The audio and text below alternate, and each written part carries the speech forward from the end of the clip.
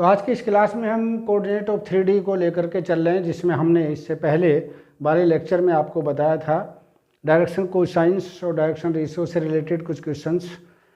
आज फिर direction cosine direction ratio से भी रिलेटेड कुछ क्वेश्चन है और फिर प्लेन को भी इसमें इंक्लूड किया गया है। तो प्लेन सहित आज हम कोऑर्डिनेट ज्योमेट्री को फिनिश करेंगे, उसके बाद फिर अगले यूनिट लेंगे।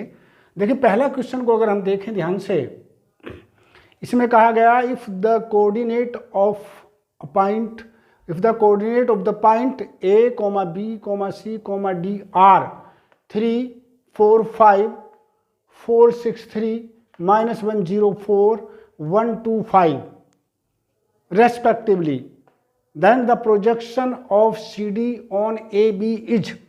हमें बताना है कि CD का जो प्रोजेक्शन है AB पर क्या होगा। ठीक है, तो देखो हमारे पास 4 बिंदु दिए गए हैं। हमसे जब कभी प्रोजेक्शन आपको निकालना हो तो 2 शब्दों पर ध्यान देना होता है भाई। किस पर? 2 शब्दों पर आपको ध्यान देना है। कौन सा? एक प्रोजेक्शन, एक तो ऑफ शब्द पर ध्यान देना, ऑफ, और एक शब्द आपका है ऑन। ठीक है, जहां ऑफ शब्द है, ऑफ शब्द के लिए हम जैसे मान लीजिए मैंने क्या पूछा, ऑफ किसके साथ लगा है? CD के साथ लगा है, तो C को यहाँ लिखो, D को यहाँ पे लिखो। ऑन जिसके साथ लिखा है उसको आप यहाँ पर आप लिख देंगे। ऑन किसका है? जिस पर निकाला गया प्रोजेक्शन है, AB पर निकाला गया प्रोजेक्शन है, तो A के कोऑर्डिनेट आप यहाँ लिख दो और B के कोऑर्डिनेट आप यहाँ लिख दो। ये आपको लिखने का तरीका मैंने बताया। तो AB के कोऑर्डिनेट क्या है? जैसे 3, 4, 5 और 4, 6, 3। क्या क्या कोऑर्डिनेट हैं इसके? 3, 4, 5 और इसके हैं 4 और 4, 6 और दूसरा क्या भाई? ये आपका 3 इधर दिया गया है, देखिए ध्यान से। ठीक है, इसी प्रकार से हम CD के कोऑर्डिनेट को लिख लेंगे। CD के कोऑर्डिनेट कितने दिए? देखिए यहाँ पर -104 और 125, -104 और इसके हैं 125। ठीक है, अब जिसका प्रोजेक्शन क्या होता है भाई? यहां से इस पर ये लंब डाल दें तो ये जो आपका C', D' होगा, यही प्रोजेक्शन होगा। और प्रोजेक्शन किसके बराबर होता है? यानी इसके तो आपको एलिमेंट पता होने चाहिए और इनका डिफरेंस पता होना चाहिए। तो बहुत सिंपल सा तरीका है, क्या कि द प्रोजेक्शन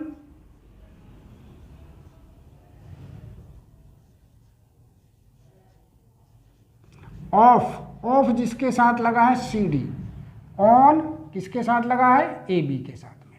तो 2 शब्द इंपॉर्टेंट होते हैं, ऑन और ऑफ। जिसके साथ ऑन लगा है उसके हमें क्या एलिमेंट चाहिएंगे, और जिसके साथ ऑफ लगा है उनके कोऑर्डिनेट का डिफरेंस चाहिएगा। तो देखिए कैसे करते हैं, ध्यान से देखेंगे भाई। इनका डिफरेंस ले लेंगे, 1 में से -1 गया तो 2 आ जाएगा। फिर क्या करेंगे भाई? 2 में से 0 गया तो 2 आ जाएगा। थोड़ा डिस्टेंस करके मैं लिख रहा हूँ, क्यों लिख रहे हैं ये बताएंगे आपको। फिर 5 में से 4 गया तो 1 आ जाएगा। ठीक है, ये हमने लिखा। वही काम हम यहाँ पर भी करेंगे। ये 4 में से 3 गया तो 1 आ गया, बीच में प्लस लगा दीजिए। इसी प्रकार से ये आपका 6 था, 6 में से 4 गया तो 2 बचा, यहाँ पे मल्टीप्लाई लिख दीजिए। फिर आपका क्या था? 3 था, यहाँ पर प्लस लगा के 3 में से 5 गया तो माइनस का क्या, ये आपने 2 बचा। अपोन में क्या लिखना है? अपोन में इसका वर्ग, इसका वर्ग और इसका वर्ग लिखेंगे। 1 + 4 और +4, बस यही आपका आंसर हो जाएगा। देखेंगे तो क्या आ गया ऊपर, देखिए ध्यान से, या 2 + 4 - 2 अपोन 4, 4, 8 और एक 9 का अंडर रूट हो गया 3। तो कुल मिलाकर के आपका जो आंसर आया वो आया 4/3। प्रोजेक्शन हो गया आपका कितना? 4/3 आपका प्रोजेक्शन हो जाता है इसका। 4/3 इसका प्रोजेक्शन हो जाता है, यानी ए आपका आंसर हुआ इसका। तो इस प्रकार से 2 शब्दों पर ध्यान देना, ऑन पर, ऑन के यानी x2 - x1 × L, y2 - y1 × M, z2 - z1 × N करके प्रोजेक्शन हम निकाल देते हैं। तो इस प्रकार से आपको ये संपूर्ण आंसर प्राप्त हो जाएगा। अगला क्वेश्चन देखेंगे भाई। नेक्स्ट क्वेश्चन को देखिएगा क्या कहा गया है। Direction cosine of the line joining the point 1, 1, -1 and 2, 3, 1 is उस रेखा के डायरेक्शन कोसाइन बताएंगे, उस रेखा के डायरेक्शन कोसाइन बताइए जो इन दो बिंदुओं को मिलाने पर बनती है। ठीक है, तो पहले तो मैं एक मोटा आइडिया बता दूं, एग्जाम में आप कैसे करेंगे, कैसे पता लग जाए कि बिना करे ही आपका सवाल हो जाए। उसका सीधा तरीका आपको यह है कि इनका वर्ग करके जोड़ लीजिएगा, इसका वर्ग, इसका वर्ग, इसका वर्ग, 1/9, 4/9 और 1/9, 1 और 4 5 और 5 और 1 6/9 आ रहा है। ये इसका आंसर नहीं हो सकता, क्योंकि डायरेक्शन कोसाइन के वर्गों का योग हमेशा 1 के बराबर होता है, इसलिए कैंसिल कर देंगे, ये आपका आंसर नहीं होगा। दूसरा 1/3, 1/9 प्लस 1/9 प्लस 1/9 यानी 3/9 इसका आ जाता है, ये भी आपका आंसर नहीं हो सकता। क्यों नहीं हो सकता? क्योंकि ये 3/9 का मतलब 1/3 हो जाता है। पूछा है डायरेक्शन कोसाइन, इसीलिए। इसको देख लेते हैं, 1/4 और 1/4, ये 4/3 और ये 4/3। ठीक है, मुझे लगता है ये 3 होना चाहिए, नीचे अपॉन में 3 होना चाहिए, ये भी यहाँ पे 3 होगा। ठीक है, अब इसको अगर हम जोड़ेंगे यहाँ तो देखिए 1/3, 4/3 और 4/3, 4 और 4 8 और 1 9, 9/9 का मतलब 1 हो गया, यही इसका आंसर होना चाहिए। देखिए यहाँ पर भी नहीं मिलेगा, 1/3, 1/3, 2/3, ये भी नहीं मिल रहा है, तो कौन सा मिल रहा? आंसर सी होना चाहिए। लेकिन निकालेंगे कैसे, ये भी समझ लीजिए। एग्जाम में करने का तो मैंने शॉर्ट तरीका आपको बताया, क्योंकि आपको तो टिक लगाना है, आंसर का पता करना है, तो सिर्फ ऐसे करके आप करेंगे। लेकिन एग्जाम में कैसे करना, वो भी बहुत सरल तरीका है। सरल तरीका देखेंगे, इनका सिर्फ डिफरेंस ले लीजिए, दोनों बिंदुओं का डिफरेंस ले लीजिए। Disease of the line joining the point, कौन कौन से बिंदु को ज्वाइन कर रही है? The points. कौन कौन से? 2 बिंदु उन्होंने दे रखे हैं, देखिए ध्यान से। एक बिंदु आपका दिया है उन्होंने, कौन सा? 1 1 -1, 1 1 और -1। दूसरा बिंदु दिया है आपका दूसरा दिया है कौन सा? 1 2 3 1, 2 3 1। तो देखिए डिसीज निकालने हैं आपको, क्या लेना? LMN चाहिए। LMN को हम डिसीज कहते हैं भाई। बहुत सरल तरीका भी है, दूसरा भी बहुत आसान तरीका है। इसको कैसे करेंगे देखिए, इनका डिफरेंस ले लीजिए आपस में, इसका इससे घटाओ 2 - 1, कोमा लगा दो। ठीक है, 3 - 1, कोमा लगा दो। 1 + 1, कोमा लगा दो। अपॉन में इसका वर्ग अंडरवुड में कर दीजिए। कितना? इसका अंतर कितना हुआ? 1, उसका वर्ग कर देंगे 1। इसका अंतर कितना हुआ?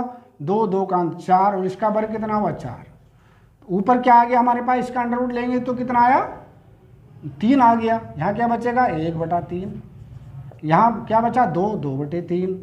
यहाँ क्या बचा? 2/3। तो कौन सा आंसर हुआ? 1/3, 2/3, 2/3। तो कौन सा आंसर हुआ? 1/3, 2/3, 2/3।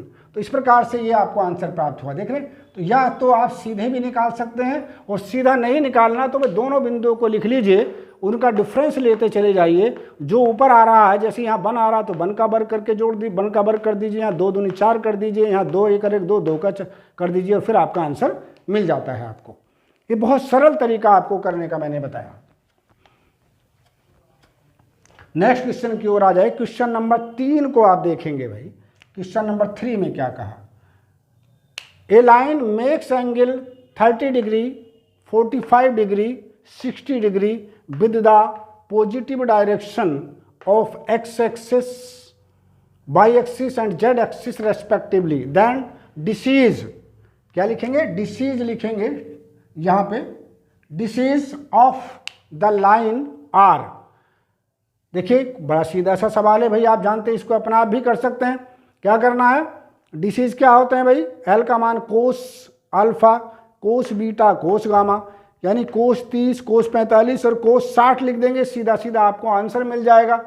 कोस 30 का मान क्या होता है भाई? कोस 30 का मान होता है कोस 30 का मान, कोस 45 का मान और कोस 60 का मान, यानी ये आपका आंसर हो जाता है इस प्रकार से। ठीक है, तो इस प्रकार से आप लोग इसको भी कर सकते हैं। ठीक है, चलिए अब अगला क्वेश्चन देखेंगे। Equation of the plane passing through the point 1 minus 2 2 and parallel to the plane this much.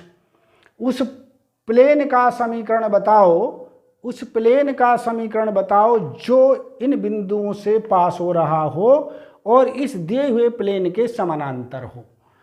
तो देखिए, जब समानांतर प्लेन का जिक्र आता है, पैरेलल प्लेन का जिक्र आता है, तो प्लेन के नेचर में कोई फर्क नहीं होता, सेम प्लेन आंसर में यही चीजें होंगी, बस बराबर में समथिंग होगा, बराबर में कुछ ना कुछ एक कांस्टेंट जुड़ा होगा।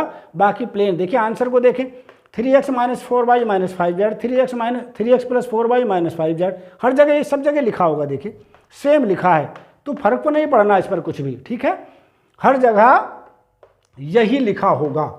अब आपको एग्जाम में क्या करना, x की जगह 1, y की जगह -1 और z की जगह 2 रख के देख लीजिए। अगर इक्वेशन संतुष्ट हो जाती है तो आपका आंसर होगा, इक्वेशन संतुष्ट नहीं होती है तो आंसर नहीं होगा।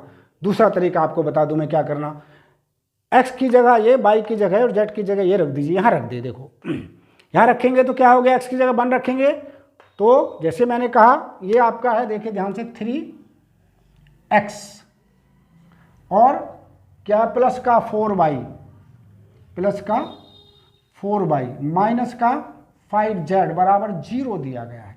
इसके समानांतर जो भी आपका प्लेन होगा वो क्या होगा, x plus 4y minus 5z ही होगा, बस बराबर में एक कांस्टेंट आ जाएगा k।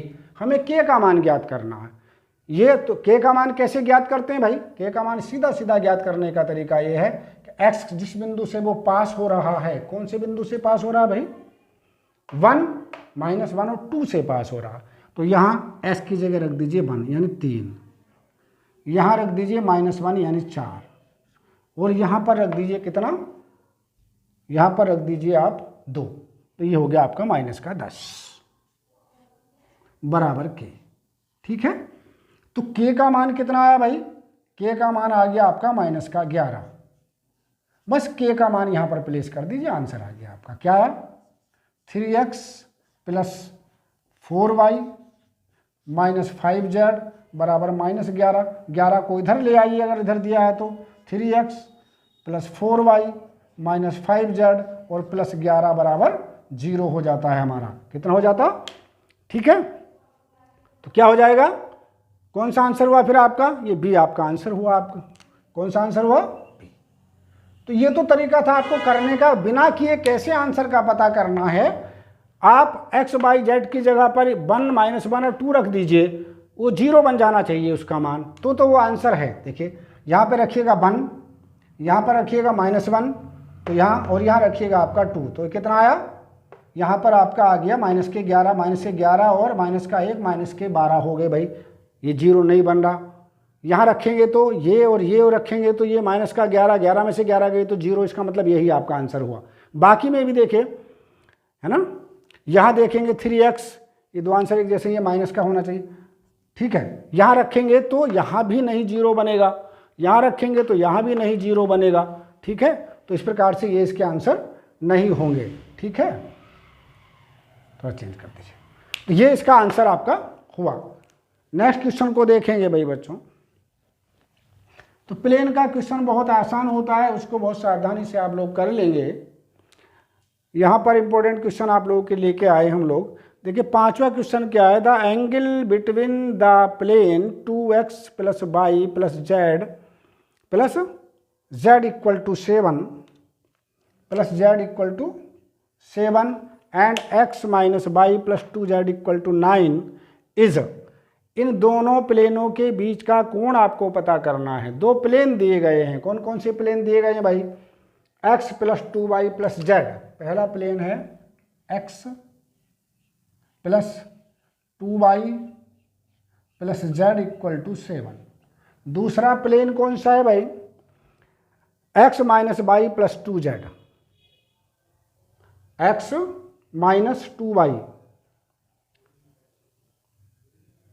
पहला था आपका, पहला प्लेन है आपका 2x plus y plus z, पहला प्लेन है आपका 2x plus y plus z, ये वाला प्लेन हो गया। दूसरा प्लेन आपका क्या दिया, x माइनस y, ये देखिए दूसरा, ये दिया x माइनस y प्लस का 2z इक्वल टू 9। इन दोनों के बीच का कोण आपको निकालना, तो सीधा तरीका आपको बता दें करने का, कोस थीटा का जो मान होता है वो होता है a1 a2 plus b1 b2 plus c1 c2 up on a1 square b1 square c1 square into a2 square b2 square plus c2 square. अब देखिए सीधा सीधा कर लें, इसका गुणांक और इसका गुणांक आपस में गुणा करिएगा। एक इसका 2 है, इसका 1 है, तो 2 इंटू 1 लिख दिया मैंने।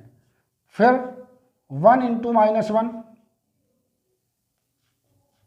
फिर 1 इंटू 2 और अपॉन इनके वर्गों का गुणनफल, यानी 4 प्लस 1 प्लस 1।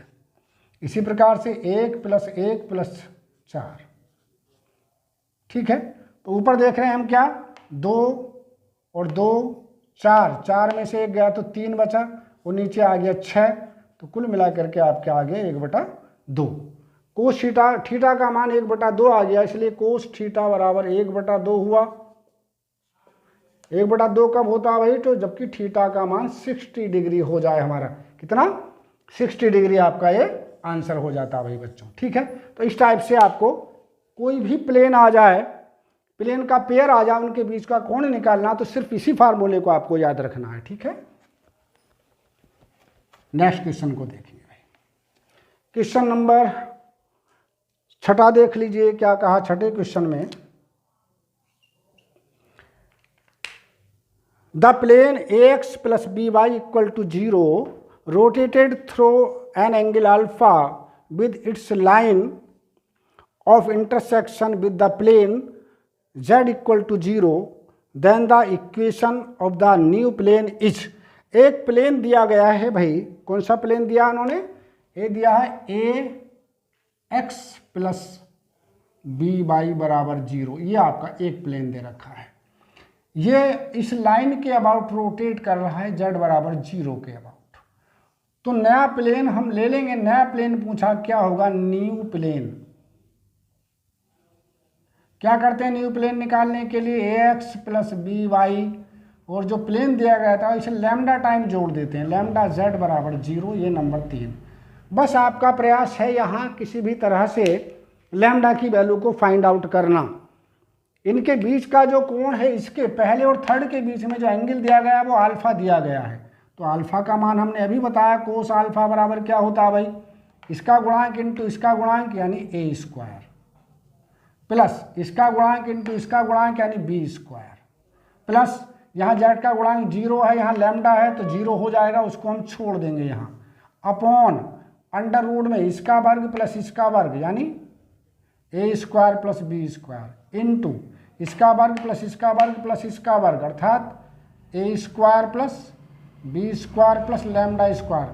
आपको फाइंड आउट करना सिर्फ लैम्डा का मान। तो क्या तरीका है भाई, दोनों तरफ आप इसका वर्ग कर दीजिए और उल्टा कर दीजिए। जब इसका वर्ग करेंगे तो कोस स्क्वायर अल्फा हो जाएगा, इसका उल्टा करेंगे तो ये सेक स्क्वायर अल्फा आपका बन जाएगा। इधर क्या बन जाएगा, A square plus B square into A square plus B square plus lambda square upon ये नीचे आ जाएगा, यानी ए स्क्वायर प्लस बी स्क्वायर का होल स्क्वायर। एक पावर इससे कैंसिल आउट हो जाएगी इसकी, तो क्या बचेगा, यहाँ बचेगा आपका देखिए A square plus B square plus lambda square, तो ऊपर बचा, अपॉन नीचे A square plus B square बच जाता है हमारा।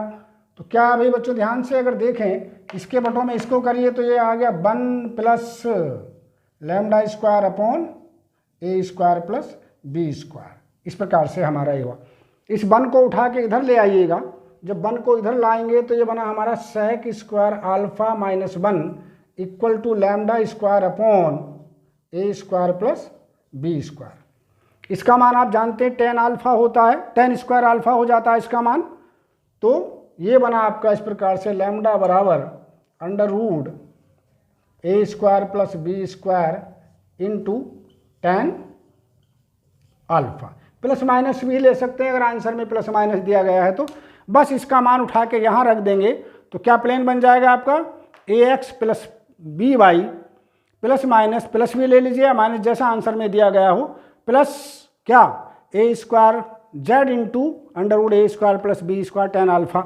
बस ये देख लेंगे जो आपका आंसर होगा वही आप लिख देंगे। तो जैसे A X plus B Y plus Z into under root A square plus B square into tan alpha. तो देखिए यहाँ पर टेन अल्फा दिया गया है, ठीक है।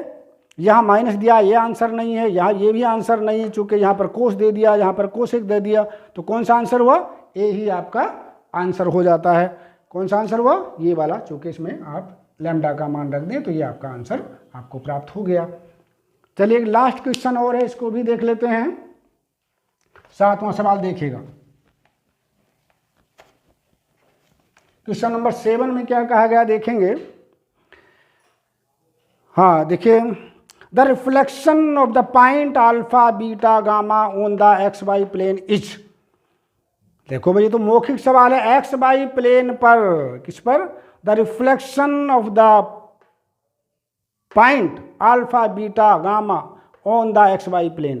एक्स वाई प्लेन पर एक्स कोऑर्डिनेट रहेगा, वाई कोऑर्डिनेट होगा, लेकिन गामा यानी जेड कोऑर्डिनेट माइनस में चला जाता है। तो कौन सा होगा, अल्फा बीटा तो प्लस ही रहेंगे, गामा माइनस में चला जाएगा। तो कौन सा आंसर हुआ, अल्फा बीटा माइनस गामा इसका आंसर हो जाएगा। तो कौन सा आंसर हुआ इसका, ये आपका डी आंसर हो जाता है इस प्रकार से आपका। तो इस तरह से हमने आप आज प्लेन के कुछ क्वेश्चन बताए हैं, इसमें सभी प्रकार के क्वेश्चन को इंक्लूड किया। कल हम अगली यूनिट को स्टडी करेंगे, है ना। ध्यानपूर्वक देखते रहिए।